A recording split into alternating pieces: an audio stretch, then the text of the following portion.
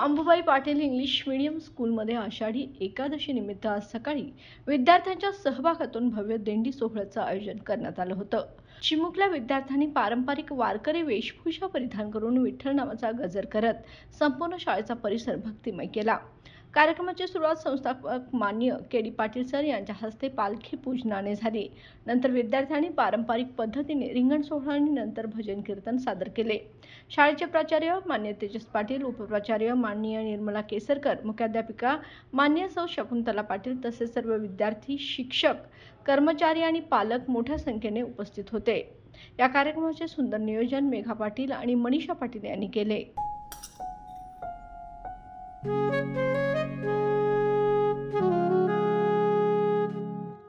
बाबा, आज येताना बासुंदी घेऊन या ना।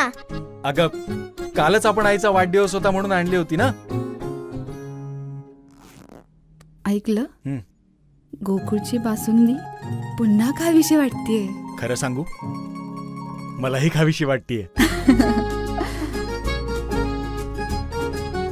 पुन्हा पुन्हा खावीशी वाटणारी गोकुळ बासुंदी।